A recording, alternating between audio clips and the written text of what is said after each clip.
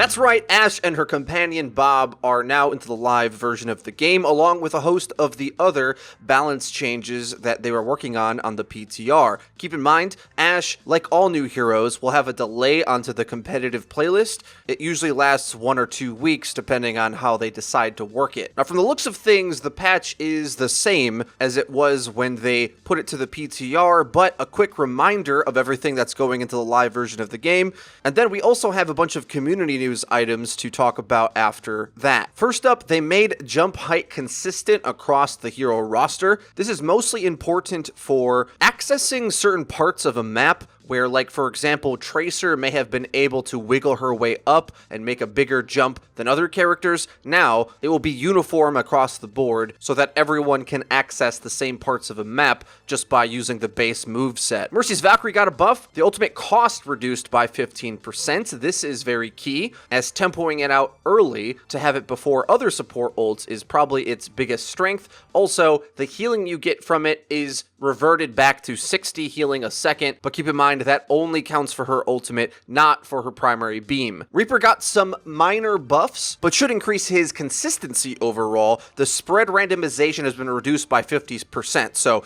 very reliable spread when you shoot. I think when you try this out, it's not even going to feel like there's any randomness really, but also his lifesteal has been buffed by 10%. Now you get a third of all damage dealt back to you. I think this combined with the Symmetra changes is the devs trying to add some anti-tank counters because the 3-3 comp is so good, but regardless if Reaper can heal a bit more, I'm not so sure that he can shred through the shielding and armor that those brawl comps have. Reaper already is good against some tanks, not great against all the tanking in the world, unfortunately, because they overwhelm him with close-range brawling. But we'll have to see. I'd love to be proved wrong on that point. Roadhog got the most changes, where his chain hook is now more reliable and responsive, where the hooked target gets pulled in faster once it connects, slows the momentum of the target it connects with, and the cooldown for the hook starts up again immediately after he launches it, which will also increase the tempo that you play the character at. Just like Reaper, his spread randomization has been reduced by 50%. I think you're going to really notice this with the secondary fire, which just deletes things now. And the whole hog change looks a little wonky on paper, but this was done to address a bug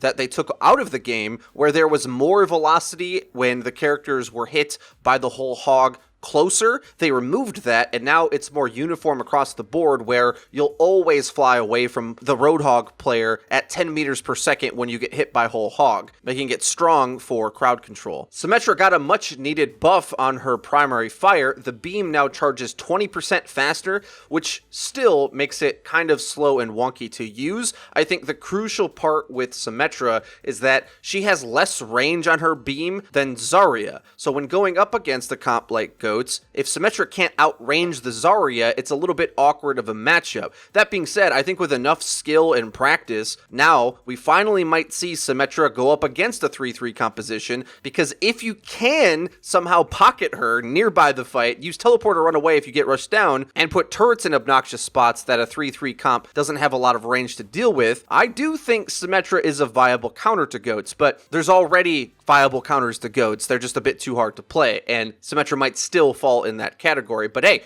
we'll have to see some testing on this. It might be enough to tip the scales, only time will tell. And one odd change I found on the patch notes was that they removed the unlock all option in the hero gallery, I assume because nobody used it. Because usually, you want to save your in-game currency for specific items you want, rather than blow it all at once. And I also imagine if you clicked this by accident, it probably might not be too fun, but I'm not really sure. Let me know if you actually used this, if you're sort of a cosmetic completionist and you liked being able to unlock everything at once. I never used it once, so it doesn't bother me that it's gone, but just sort of an odd thing to change. Well, that's everything for the patch update. Now we'll talk about some esports as well as community news. First up, Overwatch at the Esports Awards show won Esport of the Year. Hey, lucky us. Blizzard also got Publisher of the Year, and that's all great. The first season of Overwatch League was such a step forward in so many different ways for esports that I think this is warranted. Hopefully we can follow that up next year and continue to improve things. Now, to get things serious for a sec, there also has been some issues with the Tier 2 Overwatch scene. Pros that are grinding and developing to get to OWL aren't having so rosy of a time, and this news news story sort of adds to that trend. The organization Toronto Esports, who have been in the scene as a third-party org, playing in contenders, but as well many other Tier 2 events that have been around a long time, tweeted this out yesterday. We have been informed by Blizzard that we will be forced to remove Toronto from our brand in only 6 weeks, mid-contender Season 3. The reason cited, Toronto Defiant have purchased exclusive naming rights. We will be leaving Overwatch effective immediately. Good riddance. Yikes. You see as well, there's a host of new expansion teams coming to the Overwatch League, and I don't believe they've been officially announced yet, but the Toronto Defiant are on their way. And what Overwatch League does is give any organization that owns that territory the right to pretty much every Overwatch-related entity that exists therein. So much so that despite being a full Korean team with a ton of Korean fans, the London Spitfire weren't allowed to do a fan meetup in Seoul, Korea, because that's a Seoul Dynasty's territory and they have say over what goes on there. This is another example of those rights being flexed on anybody who tries to impose on them. But the thing is, this organization has been around for a long time in Overwatch, developing talent, which is a required part of the pro player ecosystem for players to get the experience to ever be able to play at a high enough level in the Overwatch League. So they don't want to rebrand, and they're not going to rebrand. They're just going to leave. They followed up by saying, "We have asked Blizzard to fully confirm that this is their stance. We aren't holding our breath. We also feel they are displaying incompetence in developing a proper Tier 2 talent development ecosystem." And I think, at least at the moment, the sentiment around the Tier 2 scene is more so that way. We haven't covered the budget cuts and restructuring that the Tier 2 scene is undergoing for the upcoming seasons of contenders. Many people would look at those changes as a downside, but I did see some upsides of what they're doing over there. I think consolidating the teams and having less teams overall makes it a bit easier to manage, but also they're reducing prize pool and cut down the amount that they're doing overall. So it's sort of one step forward, a couple steps back in some cases. Next up, there's a clip of Taimou talking about Adderall in esports that's been getting some traction. Imagine if you use Adderall and then it gets banned in the league, and then you're like,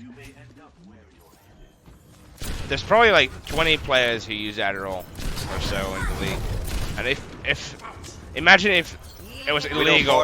It was illegal to completely use. It's going globe. He grappled globe. Adderall. They've been so fun. Now, the use of Adderall as a, quote, performance-enhancing drug is a bit of a contentious topic. Famously, the Widowmaker streamer Kefri has publicly stated that he uses Adderall for that exact benefit, and that also sort of ties back to a bit of a bugbear for the player Taimou, who we clipped earlier, who's always kind of gone at Kefri for that reason. Because for a player like Taimou, who I assume, thinks that it's a boon to your play, but wants to play clean himself, thinks it's sort of an unfair advantage. And the thing is, even stating that 20 players are on Adderall in the Overwatch League, I mean, there's a lot of players, and Adderall is widely prescribed, not just to try to perform better at a video game. But they might even be more gray than that. Esports journalist Slasher tweeted this out. Fortunately for Overwatch players, Overwatch League, unlike other esport leagues, do not do drug testing. As OWL Commissioner Nate Nanzer says, they have, quote, yet to see a scientific report studied that says that there's any substance that makes you better at playing video games. And he links an image to an interview Nate Nanzer did stating exactly that. So far, at least, the science says that it's a placebo effect, that you feel a bit better when using Adderall for a few different reasons, especially if you're the type of person who needs it. Keep in mind, medications affect everybody differently. It doesn't work like Popeye spinach where you just take something and then you change to be superhuman. Don't mess around with drugs anyway, it's a big mistake. But at least so far, the science who study this type of thing seems to think it's all in the players' heads if they think it actually does anything. Now, I'm kind of skeptical on this both ways because I think studies are really hard to conduct thoroughly. For example, were they studying players that are high-level players or just average? Were they studying players with ADHD or people who don't have it? Because if ADHD is something you suffer from and you're a high-level player and you're on Adderall, are you better than if you weren't? Probably, but then their further question is like, well, yeah, if you're a diabetic, you're going to play better when you're on your insulin or whatever medication you need, right? It's a really sticky situation, and I just want to urge caution against anybody trying to abuse medication to perform better at anything. If Adam Sandler taught me anything, high-quality H2O can get a lot done. Our last story for the day, there's been a growing backlash against the character Brigitte. A lot of high-level players are changing their accounts to DELETEBRIG in support of the hashtag DELETEBRIG movement. This is a clip of Effect just fragging everything in front of him and getting mad about how relatively easy the character is and suiciding off the map, putting into chat DELETEBRIG. The GM Genji player Calvary takes credit for starting the hashtag DELETEBRIG movement, and we're somewhat gonna take this seriously. Obviously, it's just some outrageous thing. I mean, they say the same thing about Mercy. Every meta that comes in and out, it's going to benefit or hurt different types of players and playstyles. It's just a video game. It's not that serious. But at the same time, the concerns these players have is that so much power is hidden away without much risk involved, which is at the heart of where I want to discuss this a bit further. I think pro player Blase explained this quite well on Twitter. He says,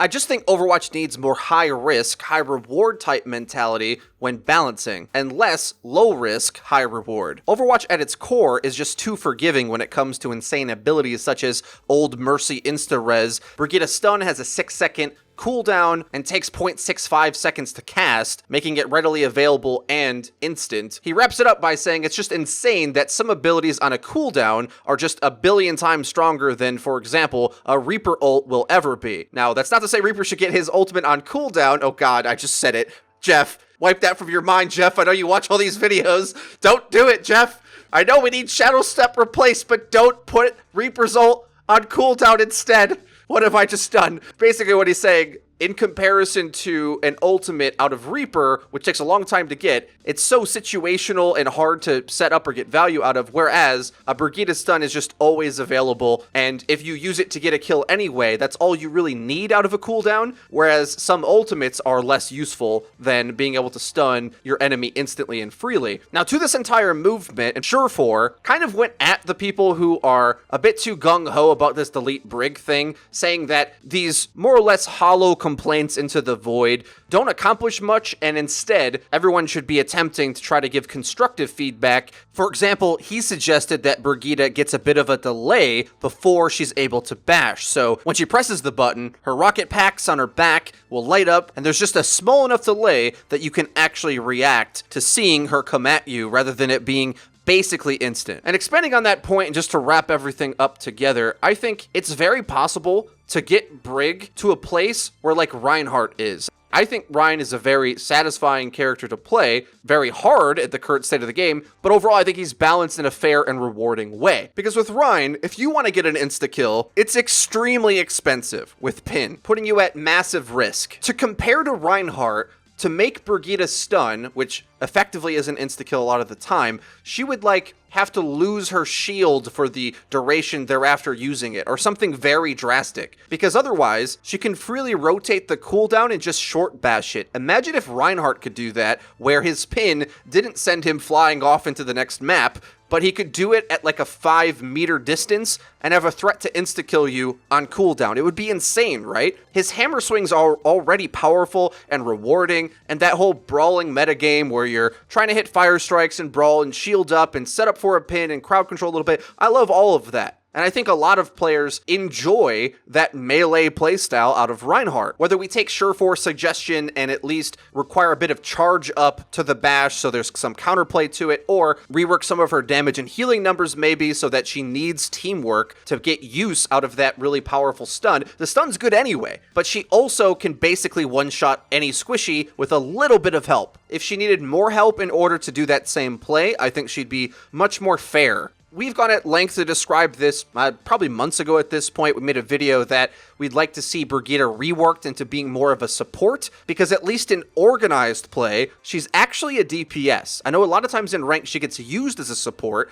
and in that context, when everyone's deathmatching and going off and doing their own thing, that's when Brigitte doesn't look very good, or at least looks balanced in comparison to the rest of the cast, because anyone can get a ranged angle on her and isolate her and exploit her weaknesses. But with just a bit of teamwork, when you combine speed boost and other tanks playing with her, whether it's Reinhardt or even dive tanks, you're cycling so much shielding that the added tanking pressure that she puts into the front line with her shield, self-heal, and team heal, as well as one-hit kill and all that that she does, is greater than the sum of the parts of the individual things separately. So it's a bit of a balancing nightmare for Blizzard, because I truly think Brig isn't massively OP in a solo queue context, but in a team context, with any bit of teamwork, she's kind of a nightmare to go up against. So much so that, yeah, you can do all these different things to counter the playstyle, but it requires so much more skill out of you and so much more disciplined play that it feels bad to interact with, in my opinion. So no, I'm not for #delete Brig. I think more sensible would be small nerf to Brig, or support rework for Brig is what I would like to see more. Because the character is actually a blast to play. Just like Reinhardt, it just feels cheap when you're able to one-shot squishies that are way harder to play.